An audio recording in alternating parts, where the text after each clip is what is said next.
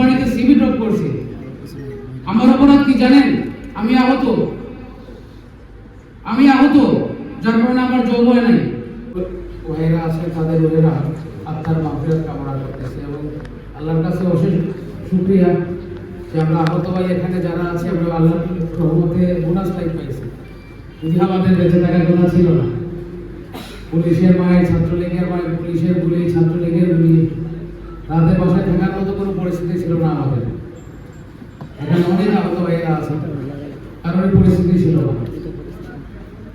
তারপরেও বর্তমান প্রেক্ষাপটে একটা জিনিস আফসোস লাগতেছে যে আওয়ামী লীগের বিচার হইতেছে না, আওয়ামী লীগ পুনর্বাসন হইতেছে বিভিন্ন মহলের মাধ্যমে।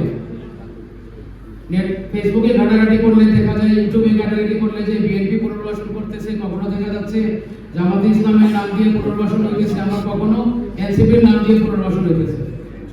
বাস্তবতা আপনারা সবাই এখানে আছেন, সবাই জানেন আমরা আহতরা কি পরিস্থিতি আছি, কোন পর্যায়ে আছি। আমাদের কার ঘরে বাজার আছে, কার ঘরে ওষুধের ব্যবস্থা আছে, কেউ খোঁজখবর নেয় নাই। গত 1 বছরের মধ্যে এখানে অনেক আহত ভাইয়েরা আছেন, আপনারা নিজেরা বলুন কে বা কারা আপনাদের কয়বার খোঁজখবর নিছে? খোঁজখবর নিছে কয়বার? আজ 1 বছর হয়ে গেছে, জুলাই চলে আসছে। 1টা বছর পরে বিভিন্ন মিডিয়া, বিভিন্ন প্রতিষ্ঠান আমাদের খোঁজখবর নিয়ে গেছে। লাস্ট 1 ইয়ার কে খোঁজখবর নিছে? কেউ নেয় নাই। আমি আমার কথা বলি, আমি চাকরির জন্য, তারপর আর অন্যান্য কিসের জন্য আমি বিভিন্ন মহলে আমি ছুটে গেছি। আমার অপরাধ হচ্ছে একটা, না আমি অফিসিয়ালি বসে কাজ করতে পারবো, ওনাদের কথা হচ্ছে অথরিটির কথা, না আমি অফিসিয়ালি বসে কাজ করতে পারবো, না আমি ফিল্ডে কাজ করতে পারবো। রিজিকের মালিক আল্লাহ, আল্লাহ জানেন। আমাদের রিজিক ফিক্সড, কিন্তু ঘরে বসে থাকলে তো আমাদের রিজিক আসবে না। আসবে? কারো রিজিক আসবে না। আমাদের তো কিছু না কিছু করে খেতে হবে। গত 1 বছরে সরকারের পক্ষ থেকে আমাদের কোনো পুনর্বাসনের ব্যবস্থা নাই। বিভিন্ন সংগঠন, বিভিন্ন এনজিও, বিভিন্ন দল, কারো পক্ষ থেকে আমাদের পুনর্বাসনের ব্যবস্থা নেই। এটা কি আমাদের অপরাধ?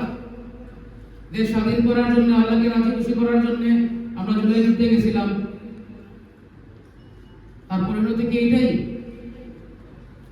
কিছুদিন আগে সিলেটে আপনারা জানেন আমাদের ইসলামউদ্দিন ভাইয়ের গায়ে পুলিশে হাত